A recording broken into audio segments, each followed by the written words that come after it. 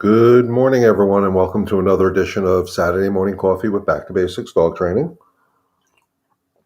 And the cup is so true, never underestimate the warmth of a cold nose. So again, welcome. As always, for you, those who don't know me, my name is Leon. I'm the head trainer here at Back to Basics Dog Training, and I do this live Q&A session every Saturday morning at 11 o'clock Eastern Time. And as always, it's a pleasure to be here. If you're joining me now or later on the replay, remember, please shoot me a comment. Let me know you're watching, where you're watching from, and all that good stuff. But as always, it's a pleasure to be here. So we're going to talk about a couple of things that came up this week until I start seeing some questions pop up here. One of them was an actual real great question from a customer of mine. She's got a dog, and it's a relatively new dog in her family. She's just recently adopted this big goofball, and she's interested in hiring a dog walker for her puppy, who's not such a puppy. And she asked me for some tips on how to go through the process. So I said, you know what, this is a great question. People don't talk about it enough. Dog walking is important, especially if you're working crazy hours, to have somebody come over, help you out with your dog, take the dog for a walk, interact with your dog. One thing is go through an interview process. This is a job, guys. Everybody can say they're dog lovers. Everybody can say they know how to walk dogs. Everybody can say whatever the hell they damn well want. But you got to go by what you're feeling when you meet with them, your gut feeling. And you want to see how they interact with your dog. But the first thing I'm going to say is, if you're going to have somebody walking your dog, a stranger, and I know there's plenty of sites you can go out there and, you know, the rovers and the different type of sites that you can go out there and, you know, see different dog people, dog sitters, dog walkers, and all that stuff. So with that being said, be very, very careful. I've heard horror stories. As a matter of fact, it happened to a friend of ours. She hired somebody through one of those apps, and they knew they were going to be gone all day. The dogs needed to go out. I don't even think they were asking them to walk the dogs. I think they were just going to let them out in the yard. Long story short, everything sounded real positive on the interview via the phone or whatever it was. And a long story short, everything was booked. They left early in the morning. They didn't get home till late at night, and nobody came by to let out the dog. And there was some sort of cockamamie excuse why the dogs weren't walked or taken out. So I definitely do recommend, if you're hiring somebody to do this for you, set up a nanny cam system in your home. But the first thing and the most important thing, don't forget, guys, these are strangers we're going to allow into our homes to take care of our loved ones, for lack of better terms. So one, make sure your dog is microchipped. And make sure your microchip information is current and up to date. The other thing I would definitely recommend, it's worth the investment at this point, is get one of those GPS collars. We all heard about it. I forgot who it was. Some famous person had a dog walker, and the dog walker took off with their dog and held them for ransom. So by having the GPS type of collar on or tags on them, you can find them. The other thing is when you go through your interview process, that means they need to be able to interact with your dog and see how your dog responds to them. I would also personally say, okay, the leashes are here. The leash is here. Go leash up the dog. Let's take a short walk together and see how they handle the dog. Not you handle the dog. Not you make the corrections if your dog is misbehaving. Have them do it, because you want to see how they're going to treat your dog and make corrective behavior changes if needed. And you want to see how they handle it, because that's going to be a lot more important that they handle it and deal with it. And then also what I would do is, if you got an appointment set up with Janie at 11 o'clock, and at 11:15, 11:30, you're going to go test her on the walk with your dog, is if you have a neighbor or a relative or somebody in the area that has a dog that they can walk on the other side of the street. So if your dog is kind of leash reactive, see how they handle it. Again, we want to set these people up and our dogs up for success. We don't need this to be a um, stressful type of thing for either the dog or um, the human. Um, Now, I don't know if people are on here. I'm not seeing any questions. Um, okay, Jill. So if you're there and you're watching, just shoot me a comment. Let me know you're watching. Um, just so I have an idea because I'm not seeing anything coming up. I'm looking on my phone as well. The one thing I do want to say, guys, is the house that I'm watching the dogs right now. A friend of ours took one of the dogs to the vet for annual checkup and shots and all that type of stuff. So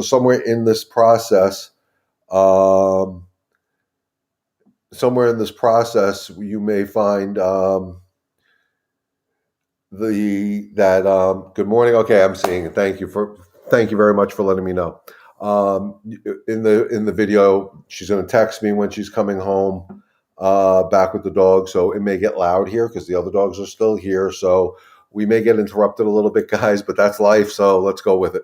So again, getting back to it, and by the way, good morning, John. Good morning, Michelle, Athena, and Rob, and good morning, Jill and Archie, and all you guys over there, Mike and Mikey, and all them.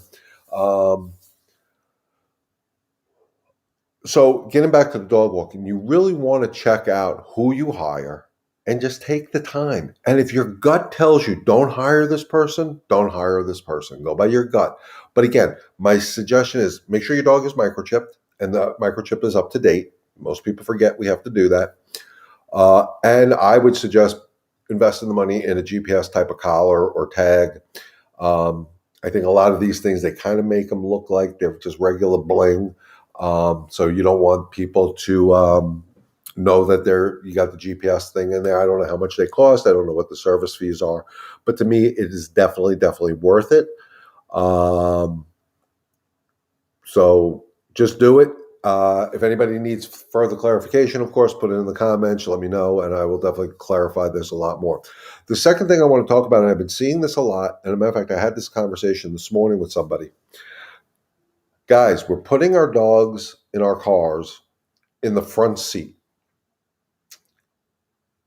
I strongly recommend stopping this process. And the reason being is cars are equipped with airbags. If you ever seen after a human gets into an accident, the bruising and the marks and the burning from an airbag on a human, think about what that could do to a dog. And in my opinion, it can actually kill the dog. The dog structures aren't the same as ours. Um, if the airbag does deploy, it can hit them straight in the face, snap their neck. They're not designed like us. So stop putting your dogs in the front seat of the car, especially the little yappy ones that are running all over the place. Second thing about car etiquette, dogs should be seatbelted in or in crates or car carriers when they're being transported. It's for their safety and your safety as well. Whenever I put Zoe in the car, Zoe is phenomenal in the car, guys. I mean, when I did these trips back and forth from New York to the Carolinas or whatever, long distance trips, she just lays down, goes to sleep in the back. I mean, that's how she's been trained. She gets in the car, she'll sit for a little bit. All I have to do is say, okay, what are you supposed to do? And she lays down, which is great. Your truck has side airbag too. So the dog should be, um, the only time I recommend harnesses, guys, is for seatbelts. You can buy them, the harnesses, they have the clip on them, and you get the attachment that goes into your seatbelt, and the dog is there. So, like when I seatbelt Zoe into my truck or my cars, and my new truck has side airbags, she's in the middle. Side airbags shouldn't be able to get her at that point. But it's also real important to teach dogs how to lay down in the vehicles. It's safer for them. You don't want them falling off the seat. They can break a leg or something. So when you put them in the seatbelt, give them enough room so they can lay down. Don't give them 20 feet.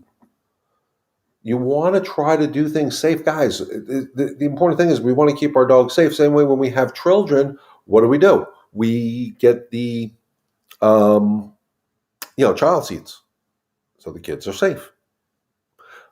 Make sure your dog is safe. If you have a small SUV and you want to keep them, you don't want to get hair in the car or whatever, you can put them in the in the hatchback area. Get a carrier, get a dog crate, Get something that can go in there where your dog remains safe. I mean, there was a case recently on Long Island, out east by William Floyd Parkway, exit 68, where somebody was driving a convertible and didn't have the dog secured in the car, and somehow the dog mysteriously jumped out of the car. And I don't know if they ever found it. I hope they did. God willing, the dog is healthy and safe and all that. But that should never happen. Guys, that was set up for failure from the moment they put in the dog in the car and the dog wasn't restrained in any way. How many times do you drive around and you see a little dog on somebody's lap hanging out the driver's side window when the driver's driving? To me, that's just as dangerous as texting and driving. Why are we doing this? We're risking our dogs' lives and our own lives, especially if it's a little dog on your lap. You don't have the control of your car at that point because you got a dog there. You know, but also let's start teaching our dogs to represent, or our cars to represent calm for our dogs. The car shouldn't be that sense of excitement. And again, a lot of that is human created. What do? You want to go for a car ride? You want to go for a car ride? Then we get the dogs all jacked up to go in the car, and then we wonder why they're bouncing from wall to wall to wall. I understand people want to let their dogs hang their head out the window and get all the smells. I personally don't think that's a good thing. I think it's overstimulation because there's a lot of smells when we're driving. And their factory senses are coming in.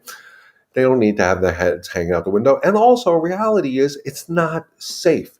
Dog's hanging its head out the window. How many times has your windshield got cracked because a stray rock came up and hit your windshield? Well, what happens if your dog's head is hanging out the window, and a rock hits him in the head, hits him in the eye? Why are we allowing our dogs to hang their heads out the window? You can open up the window a crack. I do that for Zoe. She gets the airflow. She gets some smells. Most of the time she's in there with either the heat or the air conditioning on because she's spoiled rotten. But they don't need their head hanging out the window. Guys, it's not safe. And what's this all about? I know I'm a trainer, but I advocate for dogs, for the safety of the dog. The other thing, when you have bigger dogs and you don't tether them into a seatbelt or into something when you're driving, God forbid you have to stop short. That dog comes flying through, hits you in the back of the head. You can literally have a broken neck because you got a 60-pound dog hitting you in the back of the head. It's safety for you. The other benefit to that is, again, I go by what I see in the news. And again, this happened somewhere out east on Long Island. Somebody was in a car accident, and the dog got out of the car and took off because it's scared. Well, if we get into the minor fender bender type of things, if we're in an accident, our dog is safe. We can get our leashes out. We can take the dog out of the car, and we can work on controlling the situation.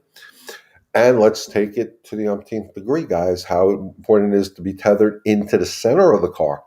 If you get pulled over by a police officer doing their job for whatever reason, you got a dog, and the dog may be protective. It may bark because it doesn't know what's going on. You don't want to have any reason for that cop or that police officer to think your dog is going to be a potential problem. The dog is secured in, can't get out, can't jump out the window at the police officer. It puts the police officer at ease, puts you at ease. You don't have to worry about it. So we can do things safely. But again, it starts with making sure your car represents, or your vehicle represents, calm to your dog. So if you have a dog that gets overly excited in a car, you have to work on it. How do you do that? You take your dog out on a leash. What I tell people to do is open up the doors and you go for your walk, and then you bring the dog into the car and you sit down with them in the back seat. And when they're calm, you let them out. So you're rewarding the calm. At any point they're excited, we're going to disagree with a little leash pop. Nope. And we're not allowed to get excited in the car. Same way we don't want our children excited and screaming in the car. I sure the hell don't want my dogs doing it. It's annoying. It's frustrating. It's distracting. But if you start representing your car or your vehicle as calm, the dogs will just chill out, which makes it a more enjoyable car trip for them and a more enjoyable trip for you.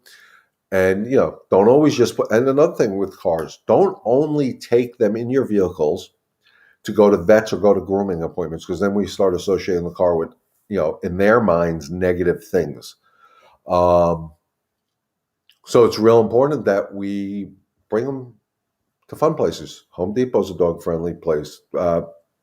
Lowe's is a dog-friendly place if your dog is good socially. Take them to a park where you can just walk around, something fun. Just take them around the block, come back home, whatever. Don't only take them to the places. It's real important.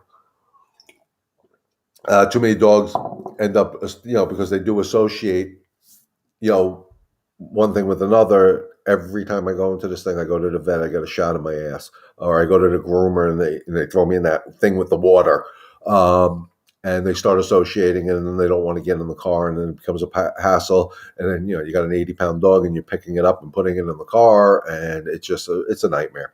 So let's represent the car as a good, positive thing. There are times I'll just run up to the corner store. Take Zoe in the car with me.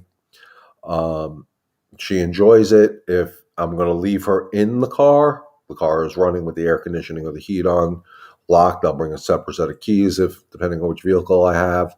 But it's always locked. I never leave it unlocked with my dog in it. I read an article on Facebook today. Apparently, dog theft is becoming a big thing again, or still. I don't know how to put it. And these people that are stealing the dogs are looking for opportunities to steal the dog. And what they're using them for, you guys are intelligent enough to figure it out.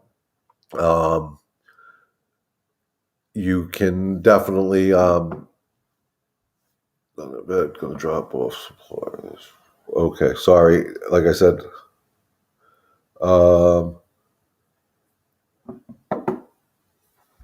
that they could be using them for fighting rings or whatever. So what they do is these people, they'll watch routines. We have on Long Island, we have these big fenced-in yards. We let our dogs out unsupervised. They keep an eye on it. They look to see if there's certain times that the dog is out in the yard. They watch to see dogs being walked. Walking the dogs, they look to see, is it an elderly person walking the dog? Is it a young person walking the dog? Elderly or young person, they can come over and just snatch the dog right away from them. So, we got to be a little bit smarter on what we're doing and keep an eye on our dogs.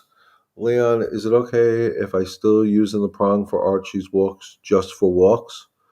My neighbor made nasty comments to me about the prong collar. I tried without it, and he almost pulled my... First of all, okay, great question, Jill. Absolutely use the prong collar. The hell with your damn neighbor.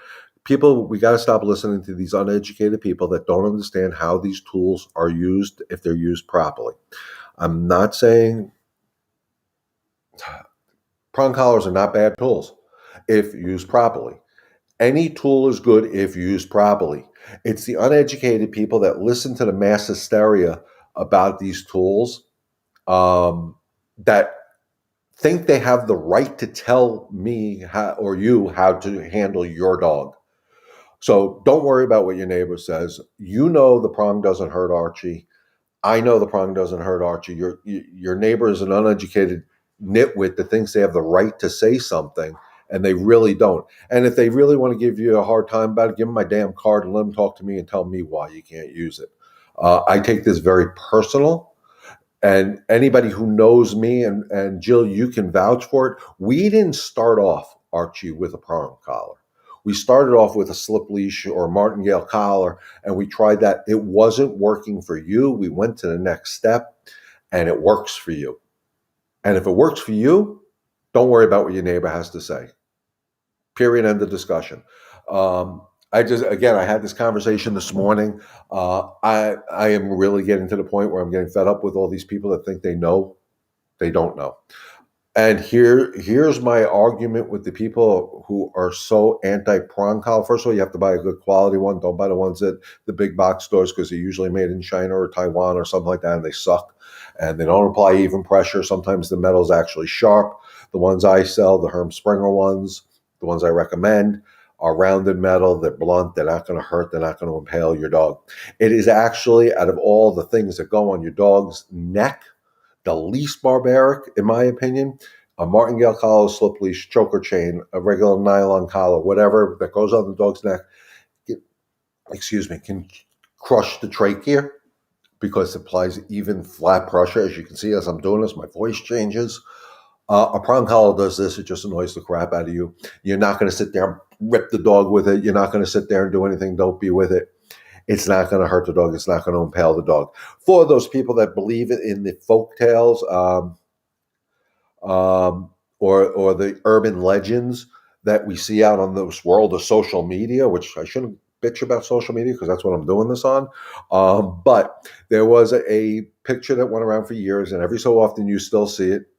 He's not a professional trainer. He just sticks to his job. Why? He should stick to his job. Absolutely. He has no clue.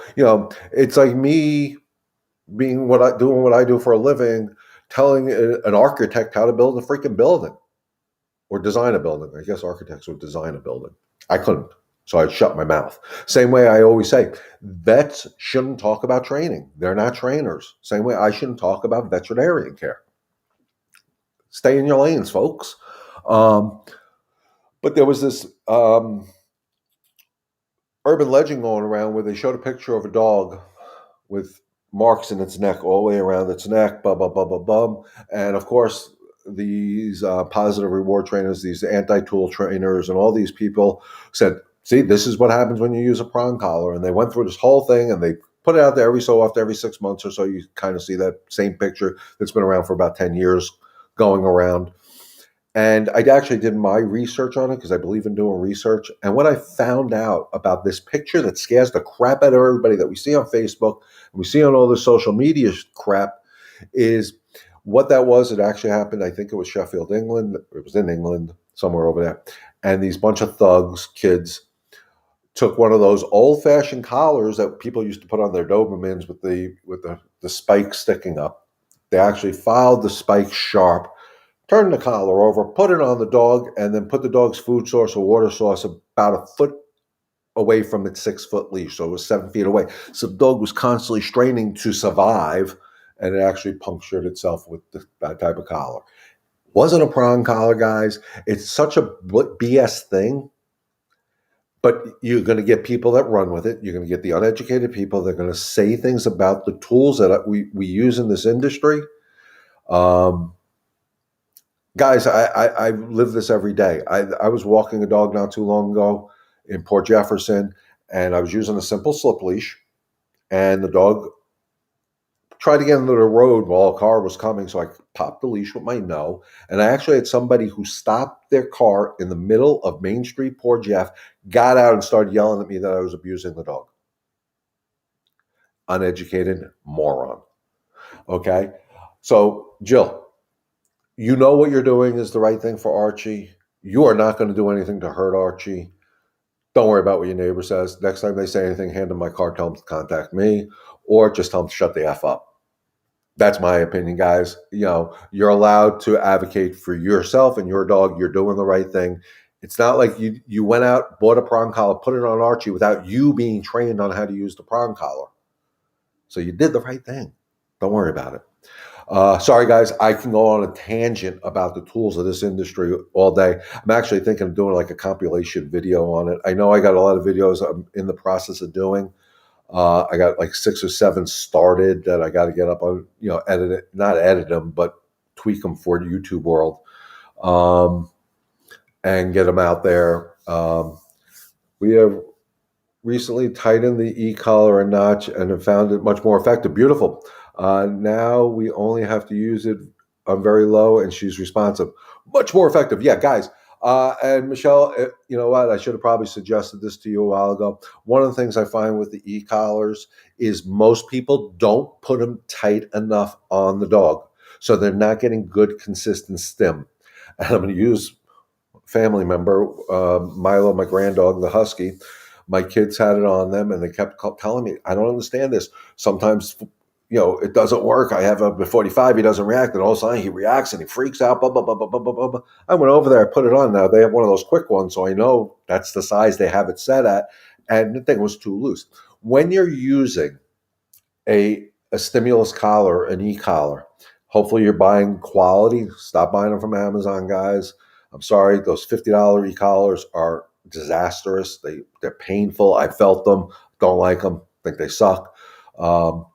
But when you're using the prong, the e-collar, it's got to be tight enough on the dog's neck where when you go to move it, it doesn't move. You want the dog's skin to move because you need to have good contact.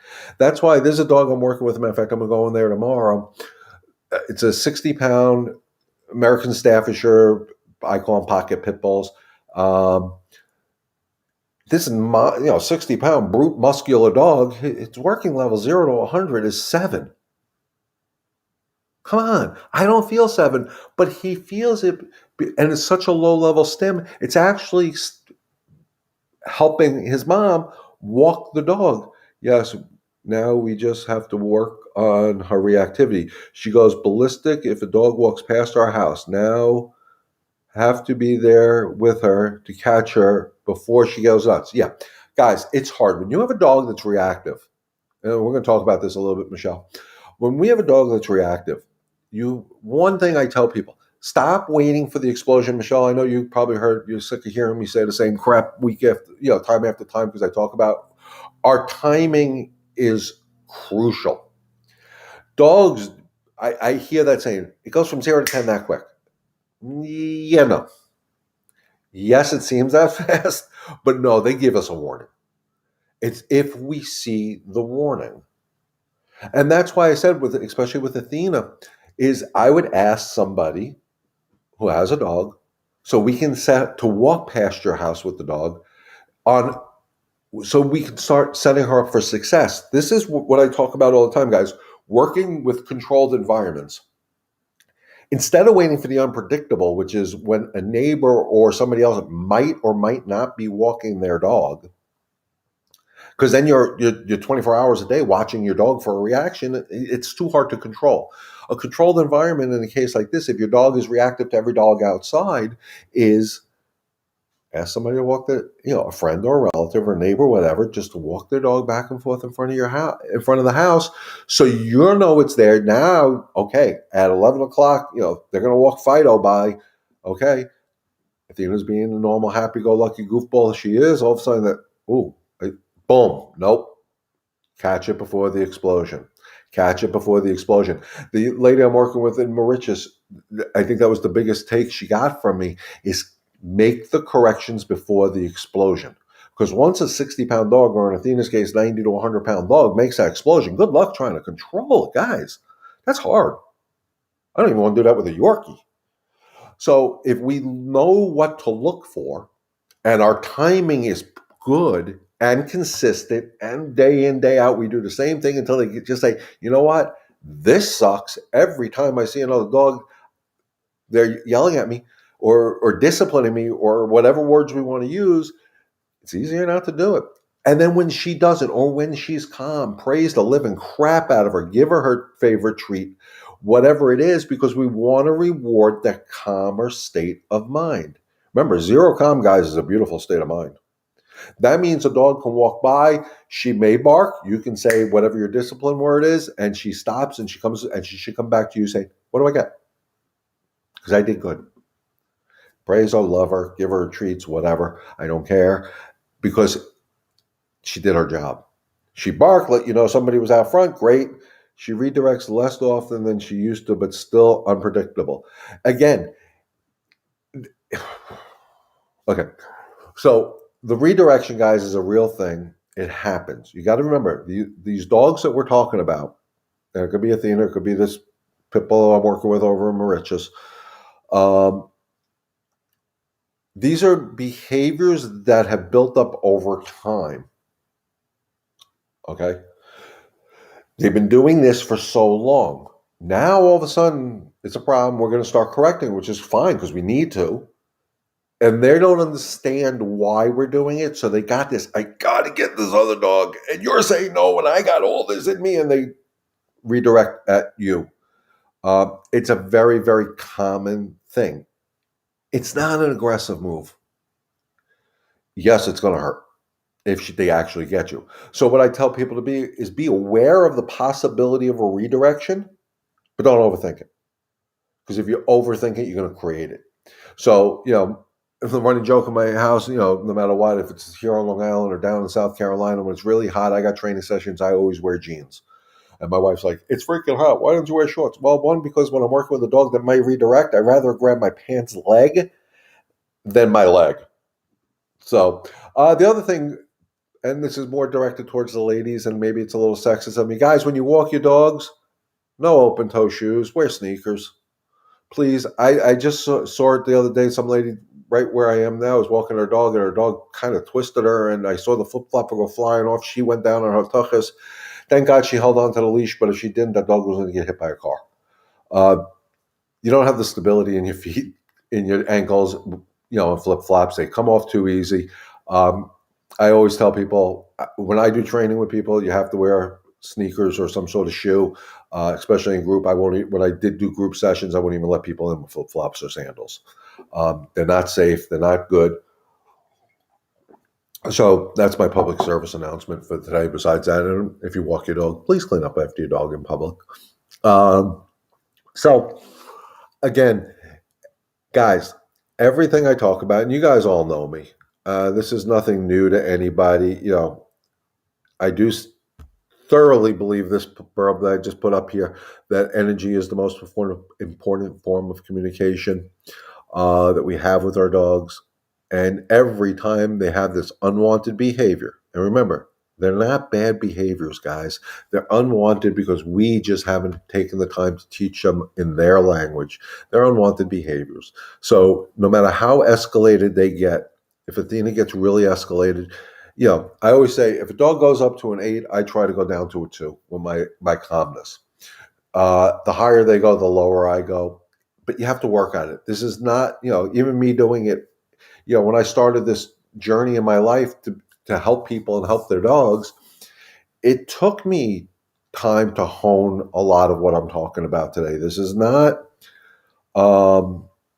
overnight success. This is seeing it and having, like Oprah says, that aha moment, seeing that my energy controls so much. I mean, Jill, if you're still on, you saw me when I first met Archie. Archie got it.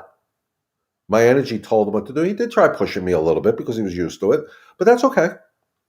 But he gets it better for me. I walk in that house, I snap my fingers, Archie behaves. And it's not because I'm a 6'5" guy. It has nothing to do with that. It's the energy that I use to communicate to the dogs. It's not these words that I'm communicating to the dogs. It's not about this. It's about the energy that's coming through me. Call it my aura, call it whatever. I don't even know what words to use. But the higher they go. So when I work with a dog like Athena that's reactive, I stay calmer. I don't try to stay calm. I stay calmer. Because if you try to do something, you might fail. So if you just freaking do it, it works. Jill, you saw this it was harder for me to get through to you than it was to get through to Archie. Mikey did a phenomenal job. Mikey's a little, I still think will make a great dog trainer.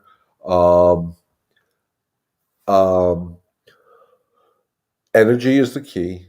Guys, it's not rocket science. So again, from today, me yapping away, if you're going to hire a dog walker, do your due diligence. Be careful with those apps. Guys, I've heard horror stories. I'm on all the different dog groups. I see what's out there. Definitely, if you're going to hire a dog walker, microchip your dog. Make sure your microchip is current. Even if you're not going to have a dog walker, if you have a dog that's microchip, make sure it's current. Too many people don't update them as often as they can. If you have a dog with a collar that has your phone number on it and it was your house phone and now you don't use your house phone, get a new tag, please. If you change your cell phone number, get a new tag, please.